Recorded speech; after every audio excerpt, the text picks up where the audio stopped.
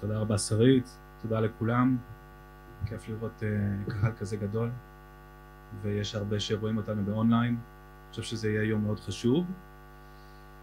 וכשאנחנו מדברים על איראן, בסופו של דבר המטרה של המשטר האיראני הוא לא סוד. הרי איראן אומרת בפירוש את מה שהיא רוצה.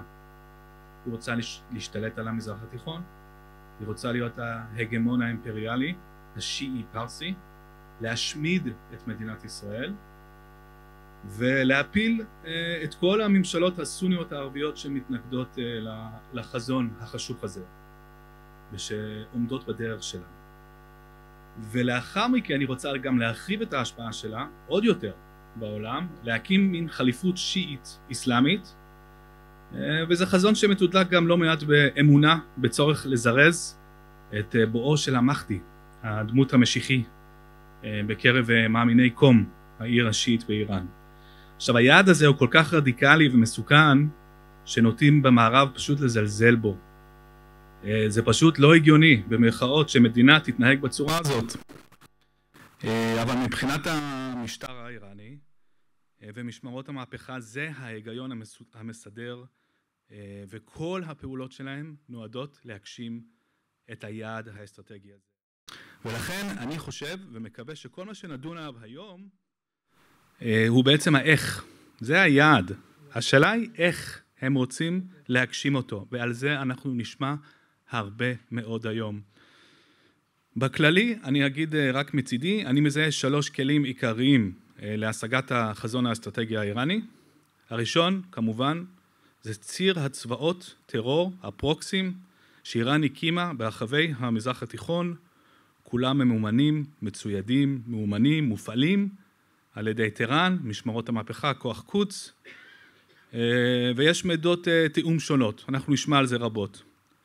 השני זה התוכנית הגרעין, והשלישי זה תוכנית הטילים והכטב"מים הקונבנציונלית. 3 הכלים האלה הם המרכיבים העיקריים להגשמת החזון האיראני, כל אחד אגב משרת את השני. לדוגמה עכשיו, איראן מתקדמת במהירות, בתוכנית הגרעינית שלה, מהירות מדאיגה, חוצה מספר רב של קווים אדומים, ואין מענה, אין מענה. תוך כדי שהפרוקסים של החמאס וחיזבאללה מעסיקות את ישראל. אז אנחנו רואים איך הרשת האיראנית הזאת פועלת כאשר רכיב אחד משרת התקדמות של רכיב שני. בסופו של דבר איראן רוצה למתוח מטריה גרעינית מעל הפרוקסים שלה, ובמציאות כזאת גם איראן וגם הפרוקסים יוכלו לפעול בנועזות רבה, תוך כדי הרתעת ישראל. אני אגב פרסמתי, כמו ששרית כרגע אמרה, דוח יחסית מפורט על ההתקדמות האיראנית הגרעינית. אני ממליץ לאנשים לקרוא, כי עשיתי שם איזשהו סיכום רחב, וכשלוקחים, מחברים את כל הנקודות ביחד, ממש רואים כיצד איראן מנצלת את העובדה שהפרוקסים שלה מעסיקים את ישראל, מעסיקים את הקהילה הבינלאומית כדי להתקדם בתוכנית הגרעין, הכל כדי לשרת את היעד שסרטטתי לפני כמה דקות.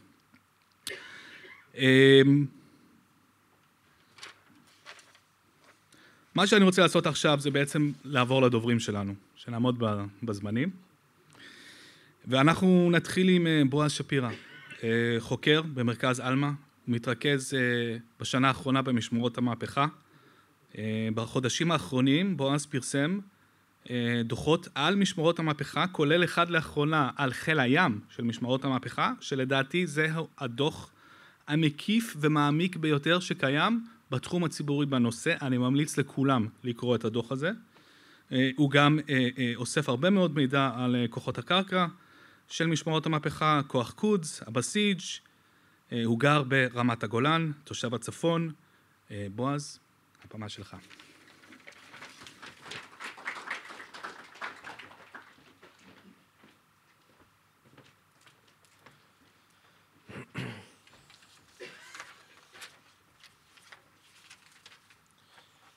בוקר טוב, תודה שהגעתם. אחרי ההצגה הזאת של יעקב, זה בילדאפ רציני. אני אנסה להציג לכם בצורה מאוד כללית את הארגון הזה שנקרא משמרות המהפכה, אבל יותר בהיבט של מאיפה הוא שואב את הכוח שלו, מה ההיקף של העוצמה שלו, מה שניגע בו זה ממש הקצה של הקצה. כמו שלפין אמר, אנחנו בתהליך של לפרסם דוחות שיזכרו בעיקר את הזרועות הצבאיות, כמה שיותר לעומק, וממליץ לכם גם לקרוא כדי להעמיק בזה. עכשיו, רוב הזמן באמת אנחנו שומעים על משמרות המהפכה בהקשר צבאי, תקיפות ישראליות בסוריה, חשיפה של בסיסים תת-קרקעיים, תרגילים שהם יורים בהם טילים.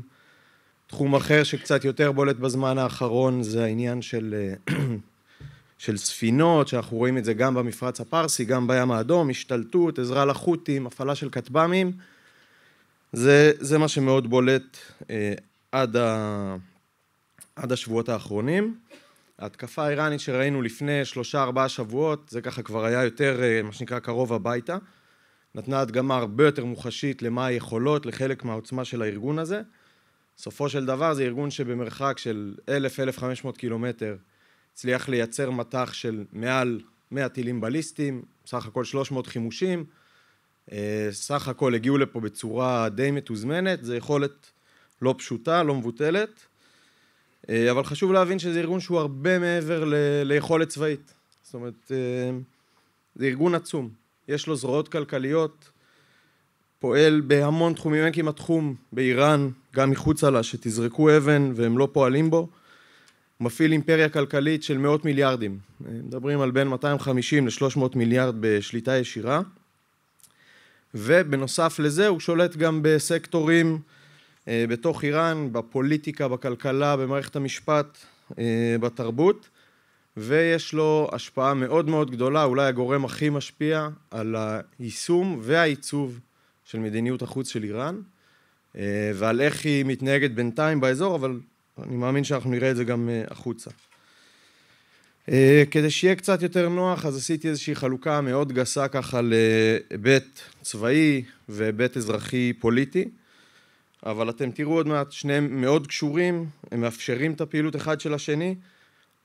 בהרבה היבטים, מי שמכיר טיפה את חיזבאללה, השילוביות הזאת מאוד מזכירה. זאת אומרת, האזרחי תומך בצבאי, והצבאי מאפשר את האזרחי.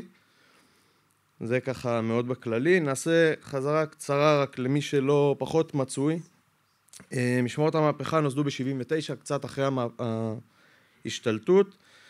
הוראה ישירה של חומייני, הם נבנו בעיקרון ככוח עצמאי, נאמן למנהיג העליון עם שתי מטרות עיקריות. אחד זה הגנה על המשטר ועל הערכים של המהפכה, על האידיאולוגיה, לוודא שהם יציבים. השני זה הפצה של האידיאולוגיה והרעיונות מחוץ לאיראן. זה בגדול. במקור גם כנראה הם היו אמורים להחליף את הצבא, מלחמת איראן-עיראק ככה שיבשה להם את התוכניות. זאת אומרת שכלפי פנימה אנחנו מדברים על ארגון מין משמר רפובליקה כזה, אחראי לדיכוי התנגדות פנימית ושל כוחות חיצוניים, וכלפי חוץ הם כלי בעצם, כלי לביצוע מדיניות, אינטרסים של המשטר. עכשיו הארגון הזה התחיל יחסית בקטן, שנות ה-80 במהלך מלחמת איראן-עיראק מתעצמים מאוד בתקציבים, בכוח אדם, תחומי אחריות ופעילות. במסגרת הזאת בין היתר הוקמו להם הזרועות צבאיות, חיל אוויר, חיל ים, כוחות בסיג', כוחות קרקע, מאוחר יותר כוח קודס. ועל פי הערכות שונות, זה מאוד קשה להגיד מדויק, אבל איפשהו בין 150 ל-220 אלף איש היום משרתים במשמרות המהפכה, וזה לא כולל את הבסיג'. בסיג' זה מיליציות סמי צבאיות, אזרחיות, שברגע נתון נקראים, מתגייסים, רואים אותם הרבה בדיכוי של הפגנות. זאת אומרת, זה כוח לא בדיוק סדיר. זאת אומרת שהיום אם מסתכלים על איראן, למעשה משנות ה-80, יש לה שני כוחות צבאיים נפרדים ומקבילים. יש את צבא איראן, שהוא כוח אחד בפני עצמו, כמו כל צבא שאתם מכירים, ומצד שני יש לנו את משמרות המהפכה. רשמית שניהם כפופים למפקד הכוחות המזוינים של איראן, בפועל הצבא הרבה פחות ממומן, הרבה פחות מיומן ומאומן, הציוד שלו פחות טוב, המשימות שלו פחות איכותיות, ומשמרות המהפכה הוא בדיוק ההפך, הוא הבולט מבין שניהם. יש לו גם קשרים הרבה יותר טובים בשלטון, יש לו השפעה הרבה יותר גבוהה. ככה דוגמה אחת, אפשר לראות את זה בכוח קודס, הם פועלים בצורה מאוד ממודרת, הרבה פעמים בהוראה ישירה של המנהיג העליון, ובלי קשר לשאר כוחות הביטחון. עכשיו ההתעצמות שלהם נקפוץ לשנות ה-90-2000, ההתעצמות בשנים האלה הצבאית היא בעיקר ברכש. זאת אומרת, איראן קונה מכל מי שנותן לה, סין, רוסיה, צפון קוריאה, סוריה, קונים טילים, קונים סירות, צוללות, כל מה שאפשר לשים עליו את הידיים. במקביל, ונוכח המצב שלהם, הם מתחילים תהליך אסטרטגי ארוך טווח של בעצם ביסוס ופיתוח תשתיות ידע וייצור מקומיות. הם מבינים שהם לבד, שמאוד קשה להשיג נשק ולפתח אותו, והם רוצים לעשות הכל לבד, להיות כמה שפחות תלויים מבחוץ. קצת מזכיר אותנו היום עם כל מיני קולות שנשמעים לפתח מחדש את התעשיות, הם כבר היו שם. איך זה נראה? כשמסתכלים על זה, אז הרבה פעמים רואים איזשהו נשק, מטוס, טיל, שברור שאיראן לקחה משהו קיים, כמו שיהאבים למשל, זה סקאדים שהונדסו לאחור, עשתה באמת הנדסה לאחור, מציגה את זה בשם מקומי, עושה על זה עוד איזו סדרה של פיתוחים ומכריזה זה שלנו. נתנו לזה הרבה מאוד דוגמאות בדוחות, גם בדוח של חיל הים, הרבה טילים, הרבה טורפדואים. זה בעצם גרסאות מקומיות של כלים רוסיים וצפון קוריאנים. אז כן, צוחקים עליהם, הרבה פעמים גם רואים במצעדים כל מיני דגמי קרטון ודגמי מתכת, ונורא קל להגיד, זה חרטא, הם עושים שרירים. אבל חשוב גם מאוד להגיד שאנחנו רואים התקדמות מאוד משמעותית, בטח בעשור, עשור וחצי האחרון, בהמון תחומים. זאת אומרת, רואים את זה, בין אם זה במערכות הנעה, הנחיה וניווט של טילים, יכולת ייצור, עבודה עם חומרים שהם קצת יותר מורכבים מברזלים.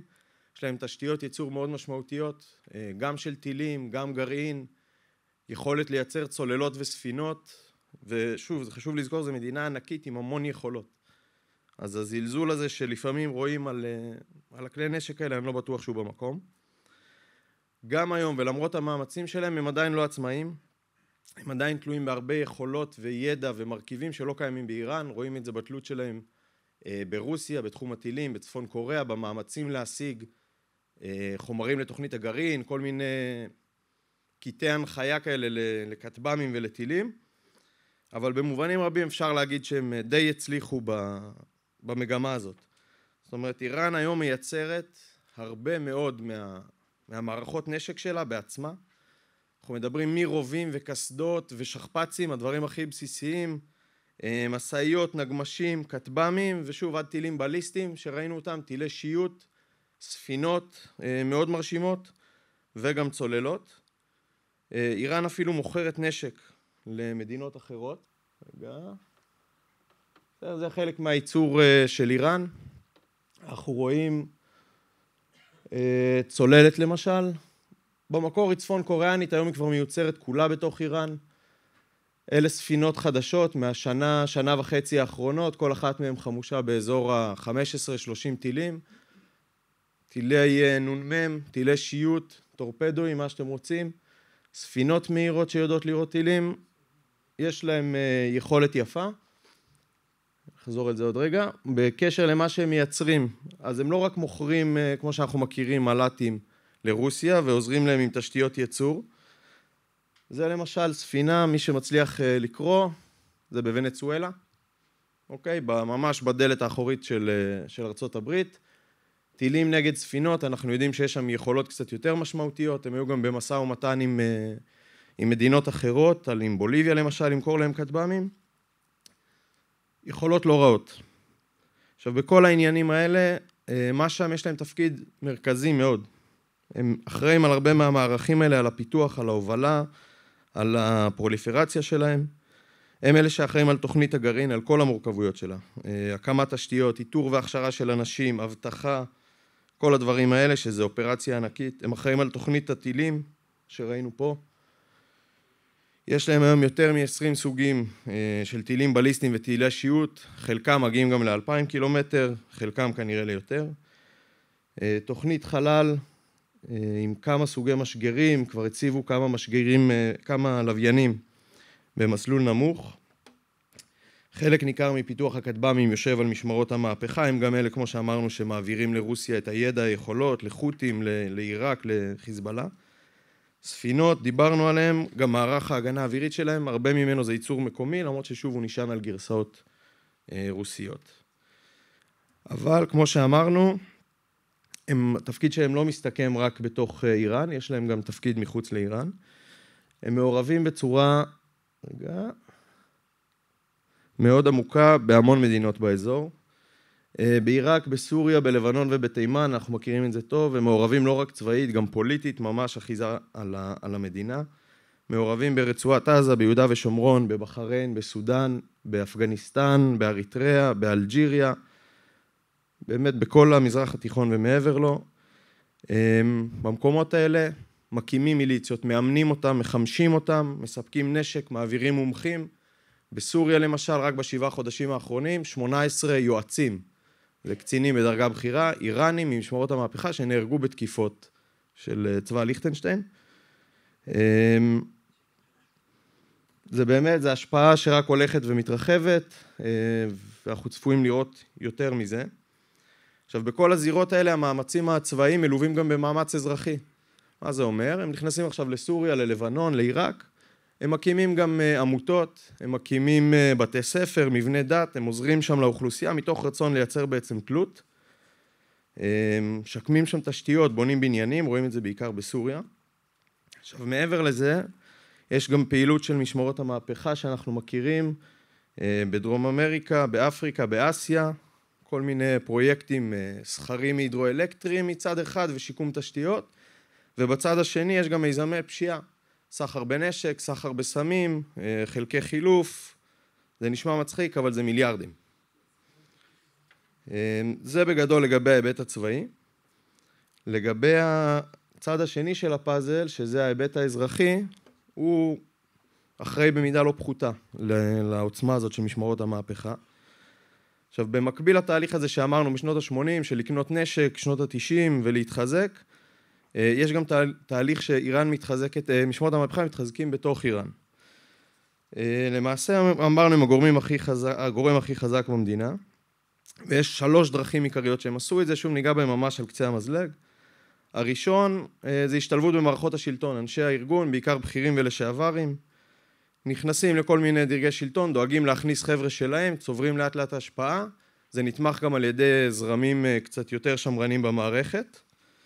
הדרך הנוספת, חברת חאתם אל-אנבייה, מנגנון ענק, זה הוקם כאיזושהי חברה קטנה בתחילת שנות ה-80 לשיקום נזקים מהמלחמה, היום זה חברת החזקות ענקית, מאות חברות, מחזור של מאות מיליארדים, פועלים בכל התחומים, מחקלאות, הייטק, תקשורת, תשתיות, מכרות, אנרגיה, מה שאתם רוצים. למעשה היום זה זרוע הנדסית ביצועית של המשטר, זה זרוע כלכלית סופר חשובה. פועלים גם מחוץ לאיראן, לא רק בתוך איראן. גם הם מעורבים גם בפרויקט הגרעין, בכל תעשיית הנשק, ובצד האזרחי מחזיקים מצד שני גם אוניברסיטאות ובנקים, זאת אומרת הם מאוד ורסטיליים, ושולטים בנוסף לכל זה דרך שלישית, זה עמותות צדקה, קרנות צדקה, בוניאד, אם מישהו שמע את המושג, ומוסדות דת ומוסדות כלכליים. זאת אומרת, סך הכל אין כמעט מקום באיראן שתזרקו בו אבן ולא תפגעו במשהו שקשור למשמרות המהפכה. עכשיו, כל הפעילות הזאת היא מאוד נוחה, היא משמשת כיסוי מעולה, עוקפים עם זה סנקציות, עוקפים עם זה הגבלות, היא משמשת ערוץ מאוד נוח להכניס כסף, גם בתוך איראן, אבל גם הרבה מטבע זר לתוך איראן, מאפשרת נגישות ופעילות גם מחוץ לאיראן, שתומך בפעילות של משם, בין אם זה ביסוס תשתיות טרור, חתרנות וריגול, וגם לרכוש כל מיני מרכיבים דואליים, מרכיבים קריטיים, כמו שפרסמנו גם כן באחד הדוחות שלנו. עכשיו, הפן נוסף של כל השליטה הזאת זה שזה מאפשר פיקוח מאוד הדוק על הכלכלה ועל האוכלוסייה. אז מה שם בעצם נוכחים בכל מקום באיראן, גם מבחינה פיזית, אבל גם רעיונית. זאת אומרת, מישהו תמיד יודע שיש פה איזשהו פיקוח. מבחינת קצת נתונים, מדברים איפשהו שליטה של בין 30 ל-80% בכלכלה, מאות מיליארדים. ואם נסכם, כי לפין ככה סמן לי, העוצמה שלהם סופו של דבר נובעת מהתפקיד המיוחד הזה, שיש להם בשימור של השלטון, בעיצוב שלו, ומהעובדה שהם השכילו לבנות את עצמם, גם מצד אחד צורה אזרחית, מערכת השפעה כלכלית ופוליטית מצד אחד, ומצד שני כוח צבאי משמעותי, נמצאים בכל מערכות השלטון והחברה, ויודעים להחזיק את המערכת כמו שהם רוצים. בעצם אפשר להגיד שיש איזה מין מעגל כזה בתוך איראן, שהשלטון צריך את משמרות המהפכה, שומר אותו, מחזק אותו, הוא בתורו מתחזק ומגדיל את התלות הזאת. זאת אומרת, זה מין מעגל שמבצר את המעמד של משמרות המהפכה. אני חושב שרואים את זה היום בצורה הכי טובה בכמות של קצינים לשעבר שנמצאים בעמדות כוח בתוך המדינה. אם היה קצת זמן אז היינו מראים את זה, אבל באמת שאיפה שלא תזרקו אבן, משמרות המהפכה נמצאות שם. תודה.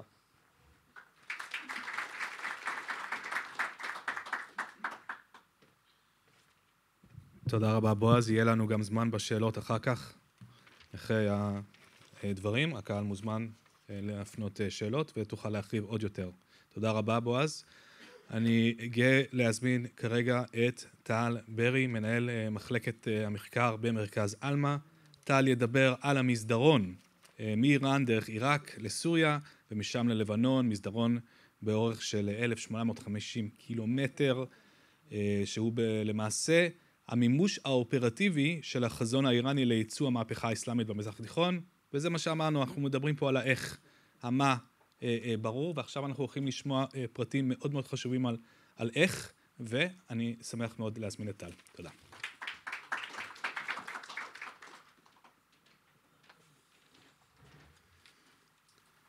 טוב, בוקר טוב. תודה לכולם שהגעתם. באמת מרגש לעמוד פה בפניכם.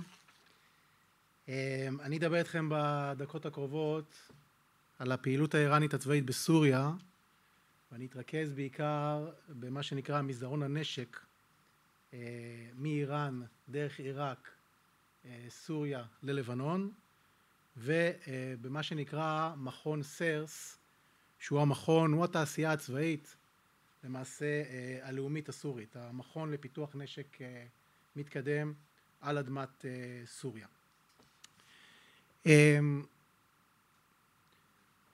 מה זה המסדרון מאיראן? המסדרון מאיראן למעשה עובר דרך עיראק לסוריה ומשם הוא ממשיך ללבנון. אנחנו מדברים על 1,850 קילומטר פלוס מינוס, שמי שיש לו את הכוח מוזמן לקחת מכונית, לזכור אותה בטהרן, לעלות עליה ולנסוע 25 שעות ברציפות עד שהוא מגיע ללבנון. למעשה המסדרון הזה זה מימוש החזון, מימוש האופרטיבי של החזון האיראני לייצוא המהפכה האסלאמית במזרח התיכון. זה למעשה המסדרון הזה, מכאן תבינו את החשיבות, כמה המשטר האיראני מייחס חשיבות לאותו מסדרון. מי שאחראי על התפעול של המסדרון הזה זה אותו חבר'ה שבועז למעשה דיבר עליהם לפניי, זה משמרות המהפכה. המימוש של אותו מסדרון בא לידי ביטוי לא רק בהיבטים צבאיים שעליהם אנחנו נרחיב עוד מעט, אלא גם בהיבטים כלכליים ודתיים. מבחינת כלכלה, המסדרון הזה מאפשר לאיראנים למעשה, או יותר נכון אני אגיד זה אחרת, כמה זה נשמע מצחיק, המסדרון הזה מאפשר לנו הישראלים לאכול פיסטוקים איראנים בישראל. איך זה קורה? סחורות איראניות נוסעות דרך המסדרון הזה שאתם רואים אותו על המפה, ומגיעות דרך סוריה, טורקיה, משם אירופה, משם למעשה לכל העולם. למעשה יש פה איזשהו מנגנון שבצורה מסוימת עוקף סנקציות, במידה ואכן יש סנקציות על סחורות כאלה ואחרות. מבחינה דתית, זה מסדרון שמאפשר לאותם עולי רגל שיעים לנוע על גבי אוטובוסים, כלי רכב, ולהגיע למעשה לסוריה, לאתרים קדושים מאוד לשיעים, שבראשם האתר הקדוש סייד א-זאנב שנמצא בדרום דמשק. אני חושב שמיותר לציין שההיבט הכלכלי והדתי הזה, האיראנים כמו שהם בדרך כלל עושים, מנצלים אותו גם לדברים אחרים, להיבטים צבאיים, וכל הפעילות הדתית הזאת והכלכלית הזאת היא למעשה מעטפת נוספת, כיסויית, לפעילות הצבאית, שהיא גולת הכותרת למעשה, שלמעשה בגללה יסדו את המסדרון, שזה למעשה העברת אמל"ח ופעילים מאיראן לעיראק, לסוריה ומשם ללבנון. למעשה, מ-2017, אוקיי, סוריה הוגדרה כחלק המרכזי בפאזל של המסדרון, בהגדרה אסטרטגית, ולמעשה רואים מ-2017, בשבע שנים האחרונות, את עיקר ריכוז המאמץ הצבאי האיראני בביסוס אותו מסדרון בשטח סוריה. איך הם עושים את זה?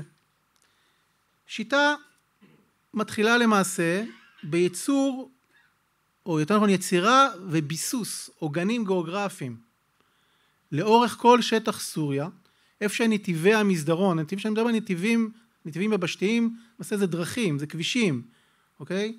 שהמסדרון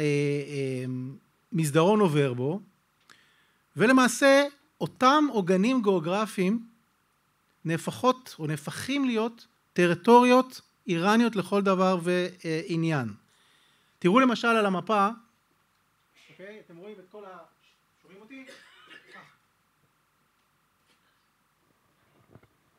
על המפה אתם למעשה רואים את כל הדרך, למעשה מאיראן עובר לעיראק כמו שציינתי, ולמעשה נכנס לאל בוקמל או אזור אל בוקמל.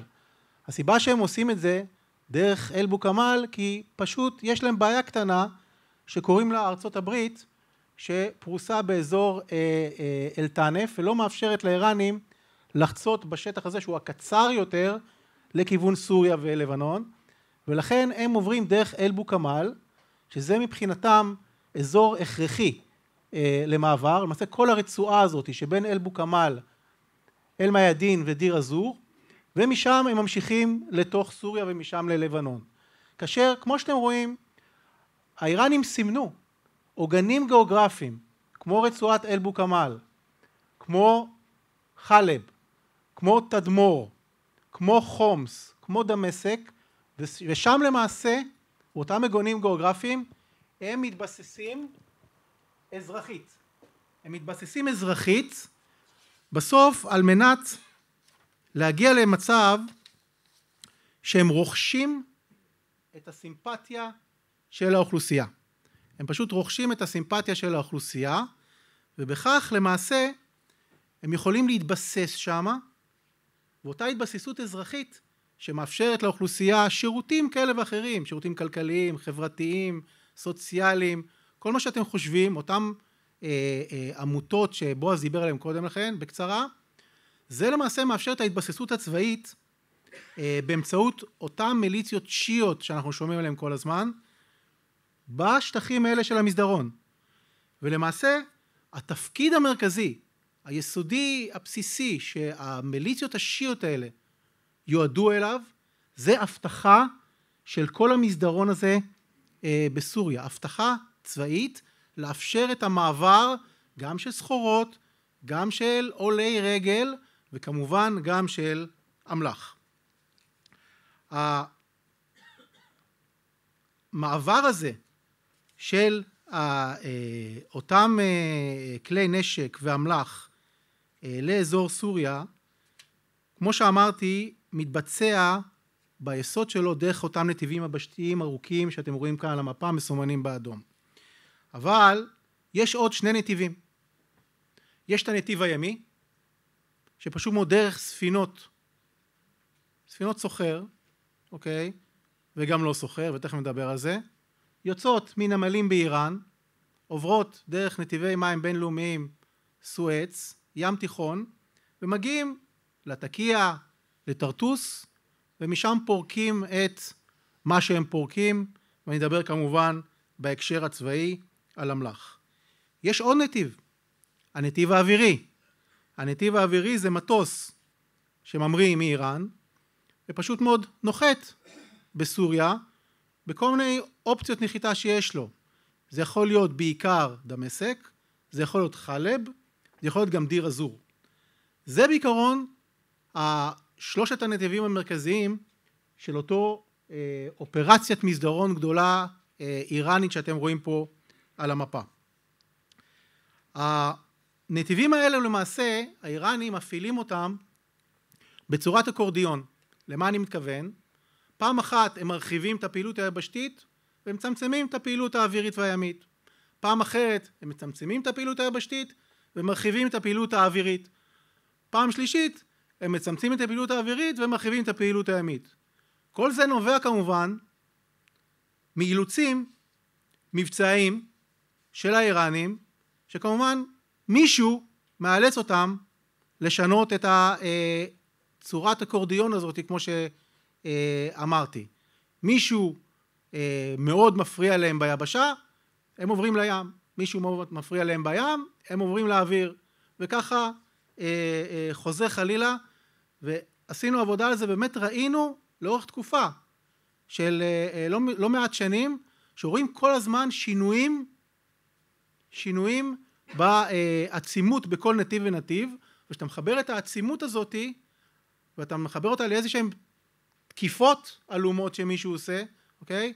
אתה מבין את ההקשר של אותו אקורדיון, מתי אתה מעצים באוויר, מתי אתה מעצים בים, ומתי אתה מעצים ביבשה. צריך להבין שבסוף הגמישות האיראנית ביבשה היא מוגבלת. כי כמו שאמרתי לכם, הכניסה המרכזית לסוריה זה דרך רצועת הסטריפ הגיאוגרפי הזה שנמתח בין אל-בו כמאל לדיר א-זור. זה למעשה הסטריפ המרכזי שאליו הם נכנסים, בעיקר דרך אל-בו כמאל, מעבר אל-קאים מכיוון עיראק, וזה יוצר להם מוגבלות אופרטיבית. כי אם אנחנו יודעים שכל אחד מישהו בא רק דרך מקום מסוים, אז נורא פשוט לחכות לו או לתפוס אותו או להתחיל לעקוב אחריו מהמקום הזה.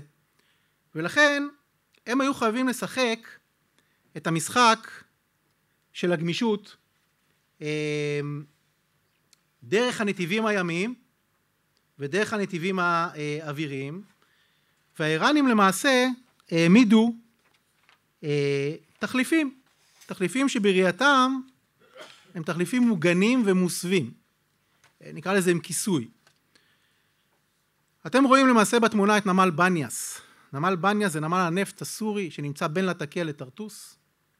אליו מגיעים ספינות נפט, לא מעט ספינות כאלה איראניות מגיעות, נכון להיום, מגיעות לאותו נמל בניאס, אוקיי? ולנושא אנחנו חושדים בסבירות גבוהה שהנמל הזה משמש כתחנת כניסה על העברת נשק איראני לסוריה ולבנון תחת מסווה מכליות הנפט ותשתיות הנמל. 11 למרץ 2024, אני שואל שאלה פשוטה. מה עשה קצין בכיר בחיל הים של משעם בשם רדה זרעי בבניאס? מה הוא עשה בווילה שנמצאת צמוד לעיר בניאס, לאותו נמל, מזרחית קצת? מה הוא עשה שם? קצין חיל הים של משעם. זו השאלה שאני שואל. אז אני אענה לכם גם שאנחנו חושבים שאותו קצין, אותו רדה זרעי, שהוא בדרגת מקבילה לקולונל, אלוף משנה בעברית, והוא למעשה היה אחראי על קליטת מערכות נשק שונות שקשורות לפיתוח היכולות הימיות, כנראה של חיזבאללה. מערכות כאלה יכולות להיות כל מיני מערכות שקשורות לתחנות מקם, טילים נגד ספינות, טילי שיוט. איך הציוד הזה בדיוק הגיע? ולמה הוא היה שם ספציפית בבניאס? רמז? אתם רואים פה בתמונה. זה יותר כבר מרמז, אחרי מה שאמרתי. דיברתי עד עכשיו על הים, תחליף ימי לנתיבים. איזה הוא תחליף אווירי? הרי אנחנו יודעים שנמל תעופה דמשק בינלאומי, מישהו כל הזמן מפציץ אותו, גם את המסלול האזרחי וגם את המסלול הצבאי. נמל חלב הבינלאומי, נמל תעופה, מישהו כל הזמן מפציץ אותו ומשבית אותו, ולא נותן שם יותר מדי לנחות, גם בזה וגם בזה. אנחנו מאוד חושדים שיש פה איזשהו ניצול של תשתית רוסית על אדמת סוריה לטובת האיראנים. אני לא צריך להכביר במילים על השת"פ האיראני הרוסי שמתקיים לאור המלחמה באוקראינה. אנחנו חושבים בסבירות גבוהה שהבסיס הרוסי בגדול בחמימים זה בסיס המרכזי של הנוכחות הרוסית בסוריה, למעשה מנוצל על רקע אותו שת"פ, מה שנקרא תן לי אני אתן לך, אוקיי?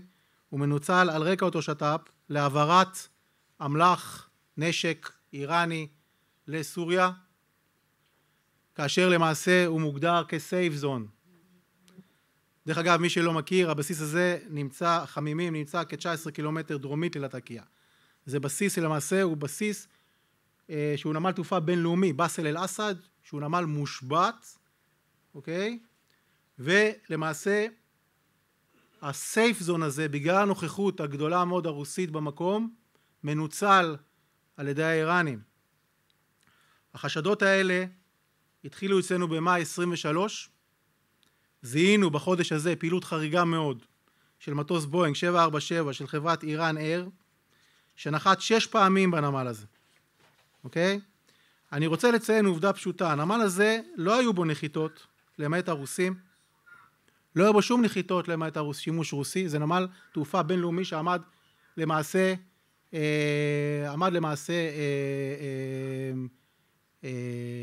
ללא שום שימוש למעט הרוסים.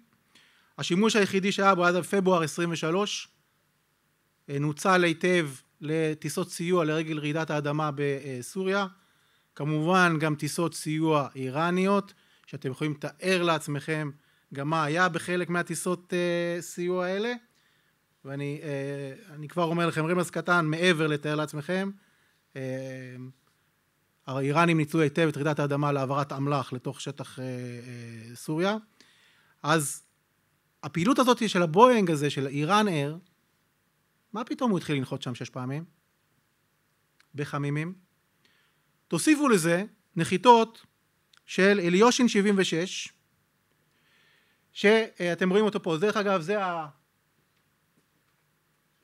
אייר, זה הבואינג, מטוס תובלה, וזה האליושין המוכר, אתם רואים אותו גם פה מעל דיר אזור למטה, אתם רואים אותו פה למעלה בנמל תעופה במוסקבה. אז האליושין הזה גם התחיל לנחות בנמל תעופה חמימים, ותוסיפו עוד מטוס, איירבוס של יזד איירווייז, שזה חברה חדשה יחסית, פתאום צצה לה, אוקיי? שבחקר קצר שעשינו מסתבר שהיא קשורה למאהן אייר, שאני חושב שכולם מכירים מה זה מאהן אייר, זו חברה רסמית, במרכאות כמובן, אבל חברה שהיא למעשה חברת כיסוי מלא של משמרות המהפכה שמעבירה נשק. אני לא יודע להגיד אם יש פה איזושהי התעלמות רוסית מכוונת מעבירת ציוד ונשק איראני, אבל אני יכול כן להגיד שיש פה בסבירות גבוהה העברת נשק איראני דרך נמל תעופה חמימים וניצול הסיטואציה. יש פה אינטרס רוסי נוסף, אתם צריכים להבין, וזה אני עובר לנושא הבא, בהקשר אספקת אמל"ח איראני. האינטרס הזה קוראים לו מכון סרס. מכון סרס בסוף מייצר נשק. באותו נשק, אפרופו אינטרס רוסי, יכול מהר מאוד להגיע לחמימים ומשם לרוסיה. אבל זה רוסים כרגע נעזוב בצד. דיברנו עליהם מספיק. בואו נעבור לסרס ספציפית. במהלך השנים האחרונות, כולל במהלך המלחמה, בפעם האחרונה ב-31 במרץ, אתרי מרכז סרס בסוריה, שזה אתרי התעשייה הצבאית הלאומית הסורית, הופצצו לא מעט פעמים על ידי גורם כלשהו. כתוצאה מהתקיפות האלה ידוע שנשק שהוחזר נפגע, ידוע שחלק מהפרויקטים נעצרו, ידוע שחלק מבעלי התפקיד נפגעו, אבל בסוף הפעילות לא סוכלה. ונראה שלמעשה כל קמפיין הפעילות כנגד סרס זה קמפיין שהוא למעשה מעין כיבוי שריפות. כיבוי שריפות שאומנם חלקן היו משמעותיות, אבל בסוף סרס ממשיך לעבוד ומתגבר על כל הנזקים. אני בא פה ואומר דבר נורא פשוט.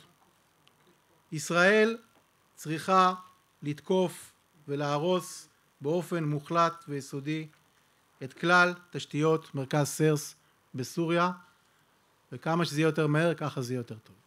כשאני אומר את זה, אני אומר את זה בצורה טוטלית. תקיפה נרחבת על כלל אתרי סרס בסוריה. מרכז סרס הוא נכס חשוב ביותר לאיראנים. האיראנים השתלטו על מרכז סרס לחלוטין, משתי סיבות עיקריות. אחת, מרכז סרס הוא מנוע צמיחה לפיתוח וייצור נשק איראני מתקדם על אדמת סוריה, והשנייה, זה סרס הוא פונקציה שלמעשה חוסכת מסדרון.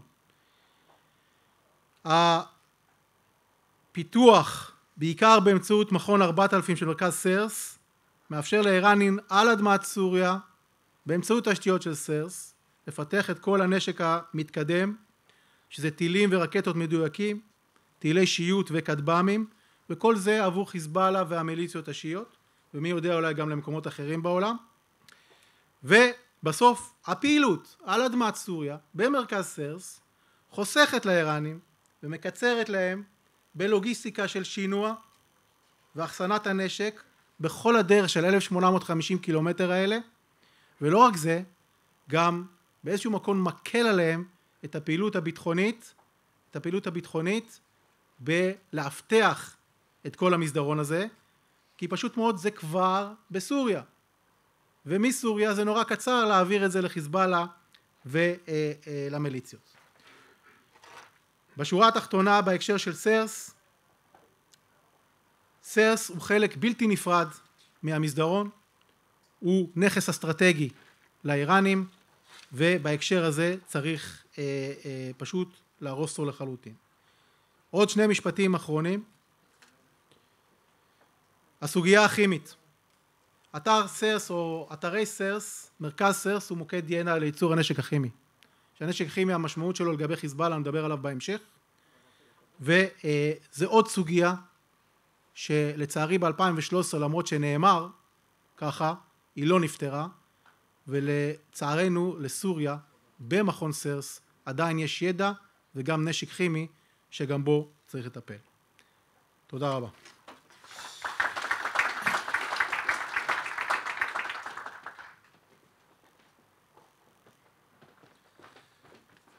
תודה רבה טל על ההצגה המרתקת הזאת של מידע קריטי שהעולם, קהילה בינלאומית והציבור הרחב באמת צריך לדעת. שמח מאוד כרגע להזמין את מירי אייזן, אל"מ במילואים, כיום מנכ"לית המכון למדיניות נגד טרור באוניברסיטת רייכמן. מירי לשעבר בכירה באמ"ן במגוון תפקידי מחקר ושטח. היא שירתה כיועצת ראש הממשלה לתקשורת בינלאומית במלחמת לבנון השנייה ולאחריו. מרצה בארץ, בעולם, על גיאופוליטיקה וביטחון אזורי. אנחנו נשמע על איחוד הזירות מנקודת מבט של איראן. מירי, אני אתן לך להרחיב. תודה.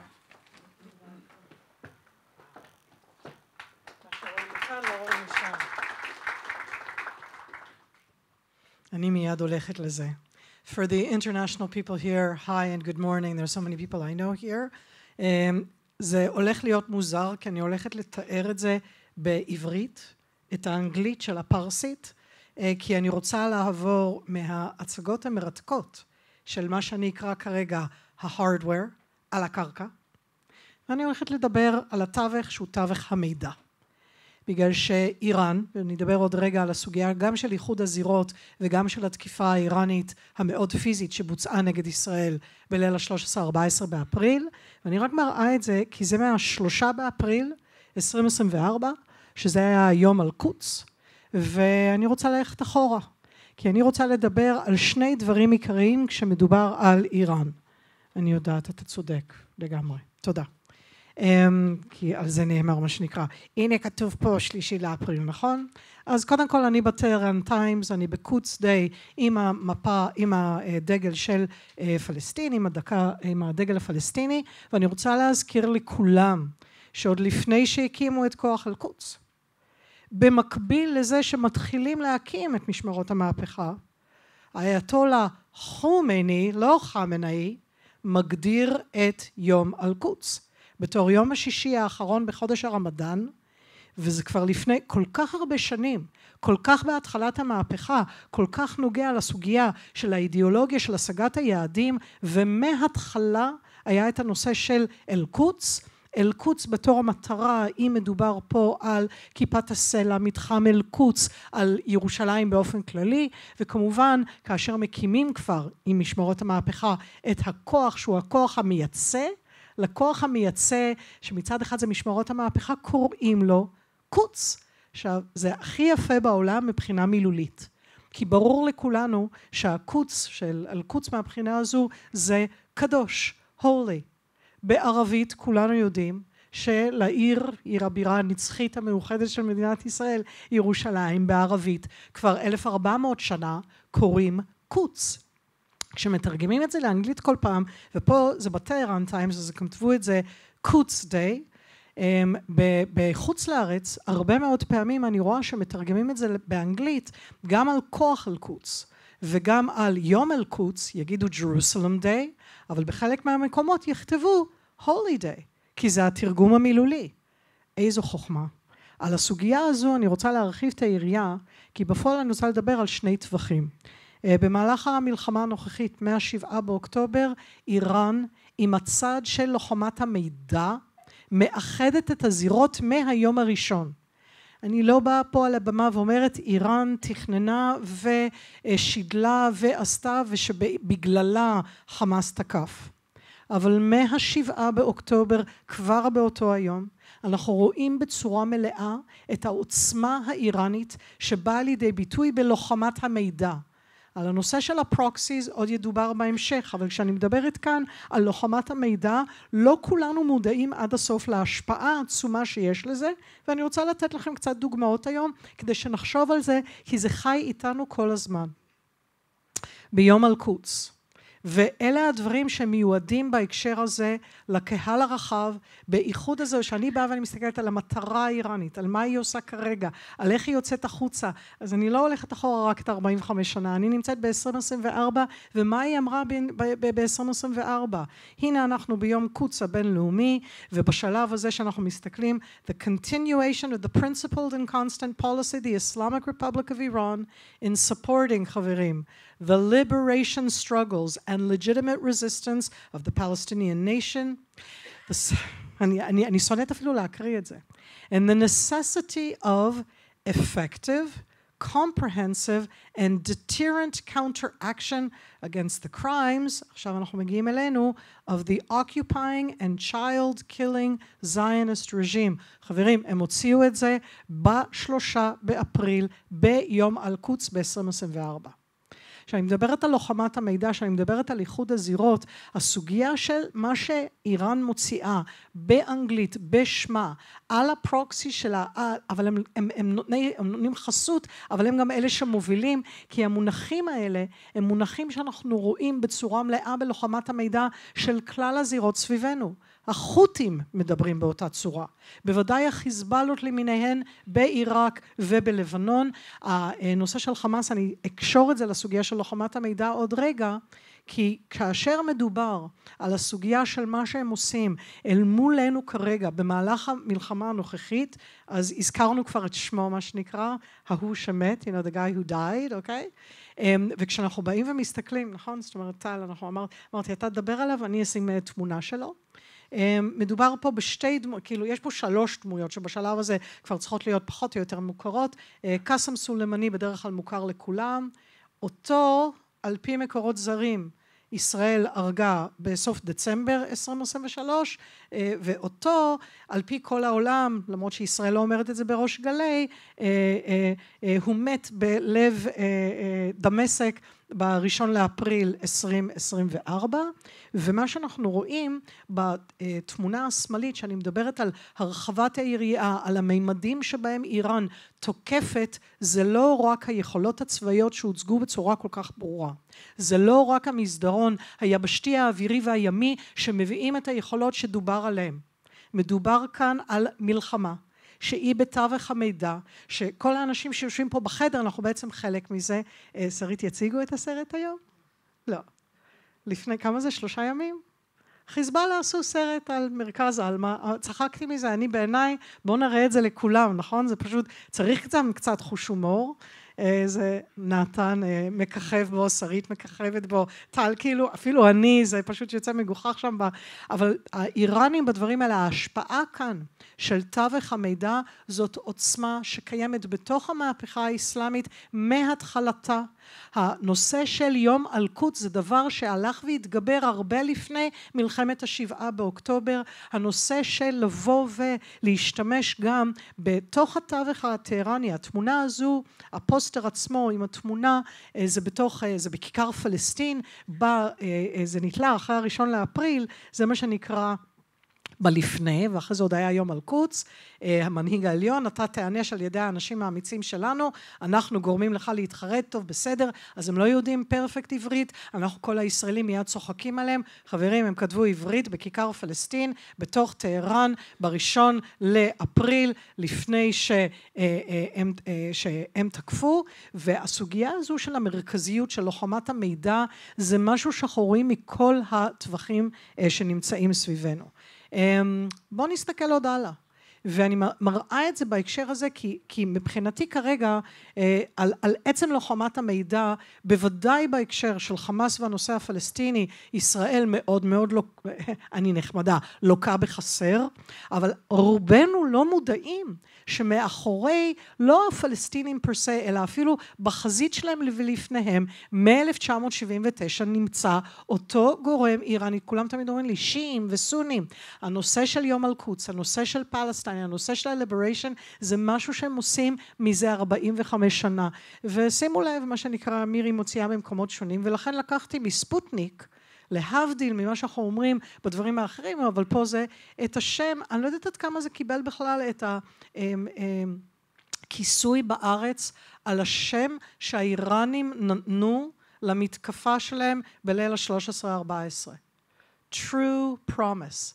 שבו איזה עומק שוב, יש לה רעיון של לקרוא למשהו, כי אמרתי לעצמי, זה תקווה אמיתית, כאילו זה, יש promise, איזה מילה חיובית, true promise, וכך קראו לתקיפה של איראן נגד ישראל, כל ה-breaking news למיניהם, כל הצדדים השונים, אבל בואו נמשיך בסוגיה הזו של לוחמת מידע, שבאה לידי ביטוי בדברים שונים בשבועות האחרונים, אז ישראל הוציאה את כל המקומות שהותקפנו, אוקיי? זה יצא רסמית ממדינת ישראל ב-13-14 לאפריל, זה היה אחד הדברים הראשונים שיצאו, כי מה אתם אמורים להרגיש? כל המדינה מותקפת. עכשיו אני רוצה שתסתכלו על זה בעיניים אחרות. הנה איראן תקפה את כל המדינה. זה בפועל מהווה מה שנקרא מה שהם הוציאו, והם מיד אחר כך, זה הכל מהסוכנות ידיעות האיראנית באנגלית, הטעות הבאה שלכם תהיה סוף המדינה המזויפת שלכם. זה באותו כיכר פלסטין בטהרן ב-14 לאפריל, אבל בזה הם פונים אלינו, לקהל שיושב כאן, לוחמי הגטאות בארץ, בא ולדבר אלינו, כי זה בעברית, מי עוד יכול לקרוא את זה חוץ מאיתנו? לא לדאוג, הם דאגו לעולם. אז ישראל באה ואמרה אחרי היום הזה, שלום, הנה מה שעשינו, אני מאוד ביקורתית על כל הדברים האלה שאנחנו עושים בישראל בהקשרים האלה, סטטיסטיקה, סטטיסטיקה, סטטיסטיקה, סטטיסטיקה, אנחנו בלוחמת מידע, אוקיי? שימו לב למה איראן הוציאה באותו יום, איראן records, שיאי עולם, אני עכשיו מדברת עם אנשים על שיאי עולם, מה שנראה הכי הרבה, the world's biggest drone attack, Iran's largest missile attack, זה מונחים ומושגים שמיד קוראים אותם ומבינים שהם הקצה של הקצה, זה כולה שקף. כולה השקעה במילים, במינוחים, במסגור, עם התמונה עצמה, וההשטגס למיניהם שהם מוציאים, punishing the aggressor, זה מתחבר בצורה ישירה חזרה לכל הסוגיה של כל המסגור של המלחמה הזו, אבל זה יושב אחד בתוך השני, זה לא משהו חדש. זה בטהרן טיימס, בשניהם בהקשר הזה, ביום שאחרי, שהאחד, if Israel repeats its folly, next step will be fierce, הם מוציאים החוצה את המונחים שלהם, את המסגורים, כל זה מתוך מה שטהרן מוציאה בשפה האנגלית, בלוחמת המידע, לא כדי להשפיע עלינו ישראל, או על הפרסים, אלא כדי להשפיע על דוברי האנגלית, all of the English speakers that are here. בפועל בדברים האלה, אני באופן כללי פה, זה כבר יותר מורכב, כי זה מזכיר לי לפחות את היד של סולימני אחרי התקיפה, שכל מה שנשאר זה היה הנושא שלה, אבל פה אני רוצה רק עוד דבר, כי זה אני והגועל נפש, כן, סליחה שאני בזה, הטעות הבאה שלכם כבר אמרתי, ואני רוצה לסיים עם הסוגיה הזו, בגלל שאיראן, כמו ארגוני טרור היברידים, איראן כמדינה, ישות מדינתית, כל הזמן מחפשת את הלגיטימציה. והדבר הראשון שעלה על הבמה פה, שדוד עוד אמר, ובוודאי זה בלב העשייה של מרכז אלמה, זה הנושא נגד הדלגיטימציה של ישראל. חברים, זה לא רק הפלסטינים עושים לנו דלגיטימציה. יש מדינה בת 90 מיליון איש, שיש לה את כל היכולות של כל התעשייה שפורטו כאן, ובנוסף לכל המתקני ייצור שלוקחים מסרס, שעושים בתוך התעשייה הצבאית בתוך איראן, יש להם מנועי עתק, שעל זה עשו עבודות נרחבות, שמי שרוצה בהמשך, אני גם במייקרוסופט וגם בגוגל, בחצי שנה האחרונה, רק על התפוצה של המידע בתוך הרשתות החברתיות. למה ספציפית הטוויט הזה של ה-UN Permanent Mission, it's the Permanent Mission of Iran at the United Nations, כי הם פיזית יושבים בניו יורק, בתוך האום. בגלל שהם באים להראות, אנחנו לגיטימיים. מי שלא לגיטימי, ופה זה המונחים האלה, בין לגיטימי וחוקי, שזה לא בדיוק אותו דבר, ה-legitimate and legal, זה לא בדיוק אותו דבר, ושימו לב, the Zionist regime's aggression against our diplomatic premise, אנחנו בקושי ענינו על הסוגיה הזו, באופן כללי, יש לנו נטייה בישראל, אנחנו צודקים, הם טועים, ובסוף נסביר וכולם יבינו, ואז אנחנו קוראים לזה הסברה. יש פה קמפיין מתוכנן, מתוזמן, מאוד מאוד אגרסיבי, שהוא מאוד משפיע על כולנו. הראיתי לכם טיפין ממה שהאיראנים עושים במהלך החצי שנה האחרונה, זה חלק בלתי נפרד מהעתיד של כולנו, עד כאן ממני, ומה שנקרא נתנו לי את השתי דקות הקצרות, נכון? תודה רבה מירי, אני מזמין אותך לשבת ואת בועז וטל, תשבו בבקשה, אנחנו נעבור לשלב ה-Q&A.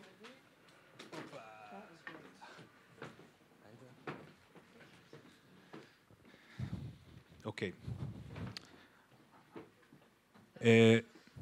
מה את אומרת? יש לי כיסא? כן, אני אשמח, למה לא? אומרים שיותר בריא לעמוד. לפני שנתחיל עם שאלות מהקהל, אני רוצה להתחיל עם שאלה משלי למירי.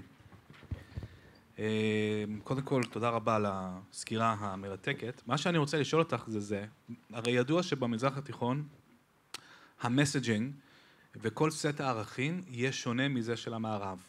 האם לדעתך, לאחר שישראל כן הצליחה להפגין עליונות טכנולוגית, לפחות בפן ההגנתי ולאחר מכן גם בפן ההתקפי, מול איראן, האם המסר האיראני נחלש במדינות ערב? ראינו לעג במדיה החברתית, ראינו שהאיום האיראני נתפס כפחות רציני, האם ישראל התחזקה ואיראן נחלשה, אני לא שואל לגבי המערב, אלא נטו במרחב הערבי המזרח תיכוני.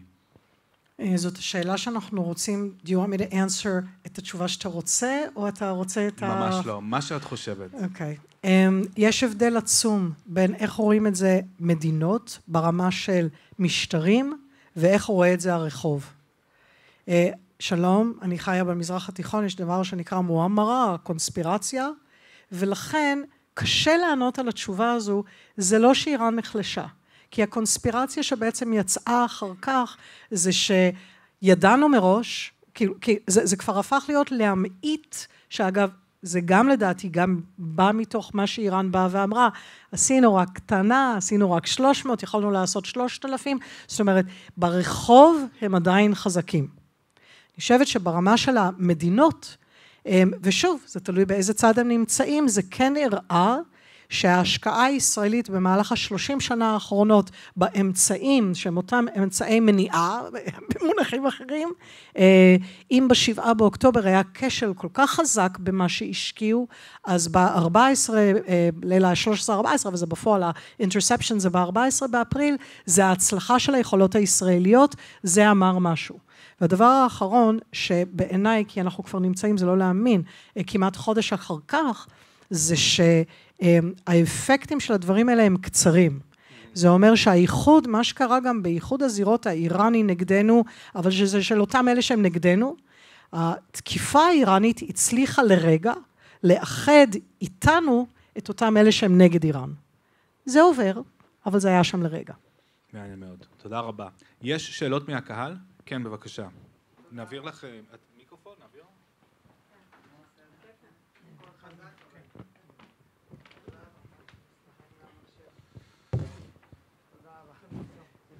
שמי חנה בריס, אני כתבת של תקשורת בספרדית, כפי ששומעים עד הקבר, באמריקה הלטינית וספרד. אז יש לי שאלה, 3 שאלות בעצם. מירי, האם הבנתי נכון מהנימה של דברייך, שבצער, נגיד, את מבקרת בכלל את ההתייחסות שלנו לגבי עוצמתה של איראן במלחמת התעמולה, נגיד, האם אנחנו מזלזלים בה ולכן לא נוהגים כראוי במה שקשור לחלק הזה? לשאול הכל ביחד? כן. ואז, כן. בועז, שאלה, אתה יכול אולי לנחש, שמעניינת אותי במיוחד בגלל המקור, אני מאורוגוואי במקור, אבל כל מה שקשור לאמריקה הלטינית זה מאוד רלוונטי לסיקור שלי, אבל אולי אם אתה סבור שזה לא אמור לעניין את כולם, לא אכפת לגשת אליך בהפסקה. בעניין כמובן קצת יותר לעומק, ראינו את הספינה שנמכרה לוונצואלה, אמרת משא ומתן על כטב"מים עם בוליביה, יש עוד כמה חולרות באזור, אז מה תוכל להעמיק בתחום הזה?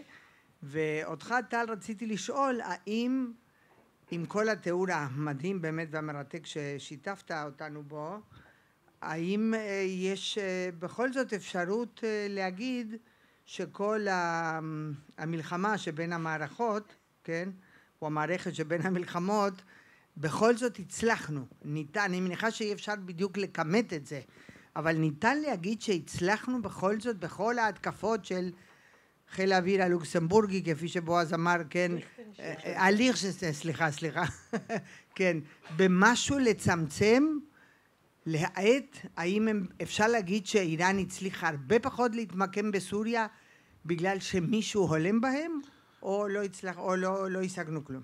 כי תמיד יש חלופה. בואו נענה באותו סדר של השאלות, מירי, בועז וטל. אני חושבת שמדינת ישראל נכשלת כישלון חרוץ בכל מה שקשור למערכת שהיא מערכת המידע, שאני קוראת לה Information Warfare, אני פשוט לא ארחיב על זה. אנחנו נכשלים, אנחנו יכולים לעשות בעיניי אחרת, זאת החלטה, ובצר לי, אני חולקת ב-200% על כל מה שאנחנו עושים.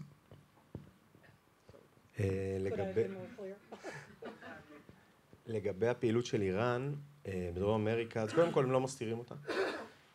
שמענו התבטאויות כמה חודשים אחורה, שהם שואפים להגיע לאזור תעלת פנמה, שואפים להגיע לקוטב הדרומי או הצפוני, לייצר שם נוכחות, כאילו הם מאוד ברורים. בוונצואלה אנחנו רואים באמת השיתוף פעולה גם בהברחת דלק, גם במכירה של מכליות דלק, גם צבאי. יש את הפן האזרחי של ייצור תשתיות, אמרנו סכרים הידרואלקטריים, תשתיות מים, דרכים בניקרגואה, בבוליביה, רואים משא ומתן עם עוד כל מיני מדינות ככה שתומכות בציר, ושוב המסר פה שלדעתי חשוב שיעבור זה בחצר האחורית של ארצות הברית. זאת אומרת ספינה היום, בין אם זה יהיה ונצואלה, בין אם זה יהיה איראן, שמטיילת מול החופים של ונצואלה, והיום יש גם טילים שמהחופים של ונצואלה מגיעים למיימי. זאת אומרת, אותו שיטת פעולה שראינו של לשגר טילים מאיראן, לחכות או כטב"מים, לחכות 9 שעות שיגיעו, יכול לקרות במיימי ביץ'. הם לא מסתירים את זה, ובעיניי רואים את זה דרך אגב בעוד מקום בצורה מאוד ברורה, באזור של ברזיל ואורוגוואי וזה, במשולש גבולות שם, פעילות של חיזבאללה, פעילות של, שוב, לא מוסתרת, פעילות פלילית בהיקף עצום, נראה לי זה הקרטל היום הכי גדול בעולם, זה חיזבאללה. וזה הכל בתמיכה איראנית, בגיבוי איראני ועם נוכחות איראנית על הקרקע. אז לשאלתך כן, יש והמון, וזה לא מקבל מספיק חשיפה, בטח לא לעומת האיום שזה מייצר על אמריקה, על קנדה ועל נתיבי שייט חשובים. אנחנו רואים עכשיו מה קורה באזור תימן. זו שאלה מצוינת, כי בסוף אני אשאל אותך בחזרה, הטרור הפסיק אי פעם? ישראל היא המדינה שפועלת הכי הרבה בעולם נגד טרור כל הזמן. נקרא לזה נטרולים, בסדר? ניטרולים, מעצרים, מערכות, מלחמות, והטרור אף פעם לא הפסיק. אז מה, אז להפסיק לעשות את מה שאנחנו עושים? לא. בסוף זה איזשהו רף מסוים שאתה שומר ליום מלחמה מאוד כוללת, ואולי פעילות כזאת תמנע מאיתנו דברים שלא נרצה לחוות אותם במלחמה הכוללת. אני יכול להגיד לך אמירה סטטיסטית, 70% פלוס מינוס מניסיונות המוכרים, וזו המילה החשובה פה, המוכרים שניסו להעביר אמל"ח, 70% מהניסיונות המוכרים, מה שידוע, הצליחו, ליכטנשטיין הצליחה לטפל בזה, בסדר? אבל יש 30% שגם מה שידעו לא הצליחו, אבל יש עוד חלק מאוד מסוים שלא מכירים. אבל זה חלק מהמלחמה ואסור אף פעם להפסיק בה. עוד שאלות? כן, בבקשה. אנחנו נגיע Chris Mitchell with CBN News. What impact has the loosening of sanctions by the Biden administration giving Iran billions of dollars? What impact has that had? מישהו? אני אנסה לענות, אני אגיד בכנות, אין לי מושג. מבחינת כאילו, אם זה הגדיל או הקטין, את המגמה אנחנו יודעים לאן היא הולכת, התשומות שהם שמים בזה יהיו ככה או ככה, מאוד הקל עליהם. זאת אומרת, לשחרר עכשיו 10 מיליארד דולר, נדמה לי זה השחרור האחרון מכספי נפט של עיראק, אף אחד שם לא יצטער שזה קרה, זה פשוט מקל. אם זה משנה את המגמה, אני מניח שזה מקל עכשיו להגביר מאמצים בעוד מקומות, אלג'יריה למשל, פוליסריו או דברים כאלה, שאולי היו זוכים לפחות קשב. Chris, if I'm not mistaken, I think Iran is now exporting 2 million barrels a day for the first time since the cancellation of the Iranian nuclear agreement by the Trump administration. And that, of course, means that there's a lot of money flowing into the IRGC's coffers. And as we've all seen, that money goes to missiles, production, smuggling, terrorism. So I would hazard a guess that the lack of enforcement of sanctions, and it's the Chinese who are mainly buying this oil at a discount rate, is clearly going to nourish the Iranian war machine, and we're all going to see the consequence of that and are already probably seeing it in the region. We've got 2 minutes left. Sorry about that. לגבי סנקציות, אני רק יכול להגיד כזה דבר, אני אלך מכיוון השני. סנקציות זה טוב, אבל זה אף פעם לא מונע. אנחנו ראינו את איראן ממשיכה יפה מאוד, אפילו מתעצמת עם סנקציות מאוד מאוד חזקות עליה. יש תחליפים. ביום שהעולם המערבי, אירופה, ארצות הברית, יבינו שהטיפול בראש הנחש או ראש או התמנון, כותרת של הפאנל, הוא רק באמצעות משהו פיזי צבאי, לעולם יהיה יותר טוב. רק באפשרות הזאת. סנקציות זה כלי אולי תומך, אבל לא מעבר. רק פעולה צבאית משותפת תאפשר לעולם להתמודד מול האיום האיראני. בבקשה.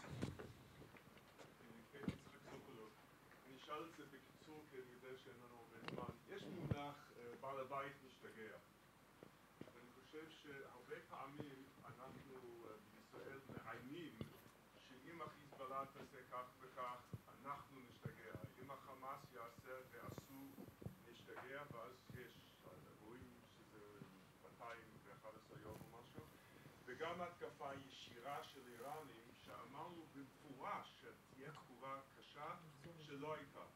איך זה משפיע על המערב בתפיסת האיראנים וגם מבחינת המערב שרואים שאנחנו בסופו של דבר מוכנים לטוב?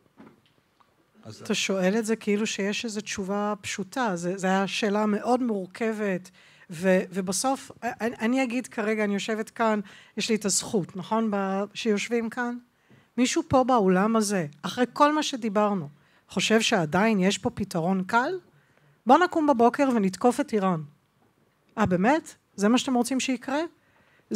אני פשוט אומרת את זה כי זה כאילו either or, דיכוטומי, יש sanctions, no sanctions, זה אירועים מורכבים, ובמיוחד עם איראן, כי איראן, הסוגיה של הלגיטימציה, אותה ישות מדינתית, היא לא, בסופו של דבר, חמאס וחיזבאללה על ידי העולם המערבי מוכרים בתור ארגוני טרור. איראן היא sanctioned, אבל היא עדיין מדינה שיכולה לבוא ולדבר באו"ם. ולכן אני אומרת שאתה מחפש איזה פתרון, אם אנחנו נשתגע או דברים אחרים, גם אנחנו חלק מהעולם. גם אנחנו נמצאים בתוך האתגר של הגם וגם וגם. ואני יודעת שלא עניתי בצורה ברורה, אבל בעיניי אין לזה תשובה. יש לנו זמן לעוד שאלה אחת, בבקשה. כן. ראשית כל, תודה לכם. לך את המיקרופון. ראשית כל, תודה לכם אלמה על מה שאתם עושים בעיקר על היום. שאלה ראשונה לטל, שדיבר על המסדרון. ירדן בראייה האיראנית, ירדן, ראינו את המתקפה על בורג' 22, ושאלה לך, בועז, שמענו באחרונה את המונח שיצא מאיראן, סבלנות אסטרטגית. מה זה ואיך זה עומד אחרי המתקפה של 14 באפריל? ירדן תמיד הייתה חלום רטוב לאיראנים. כבר לפני הרבה מאוד שנים, יש להם ירדן ואיראנים וחיזבאללה דרך אגב,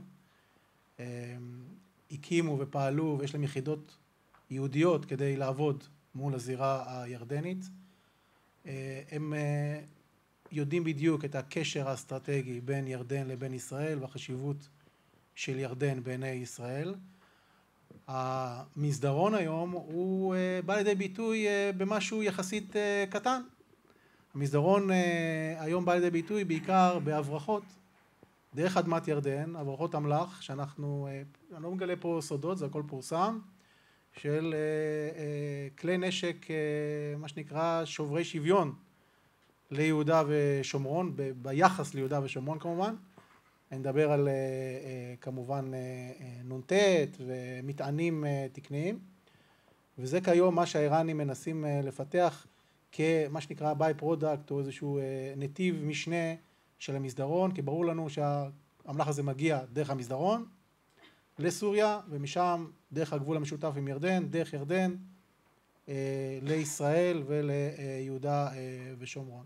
בפירוש ירדן זה אירוע שצריך לשים לב אליו היטב, והאיראנים בפירוש מחכים רק כל רגע מחכים רק להזדמנות להשתמש בירדן כנגדנו.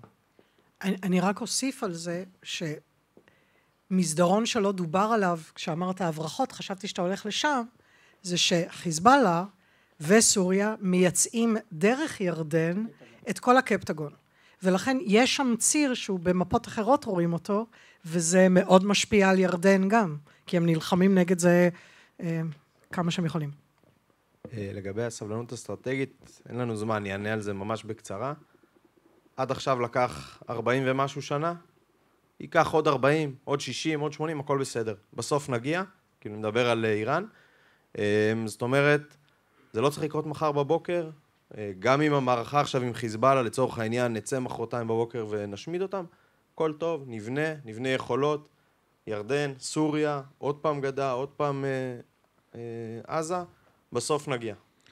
אגב, עניין של תפיסת הזמן של האויב, אני חושב שזה באמת נושא קריטי, כשאנחנו מסתכלים על חיזבאללה, לפני מלחמת לבנון השנייה ואחרי, אנחנו רואים היום שהחיזבאללה, כמו שטל מציין לא מעט פעמים, הרבה יותר חזק היום, וזה איפשהו נותן גושפנקה לתפיסת הזמן של האויב, שאם עובדים בסבלנות, אכן הזמן לצידם. אני רוצה להודות לכולם. רגע, הערה אחרונה קלפי. כן. בהקשר הזה, אם כבר קווי זמן, תשים לב להבדל בין קווי זמן ישראלים. אנחנו מסתכלים 10, 20, 50 שנה אחורה, פעם במישהו מזכיר את בר כוכבא והמרד הגדול.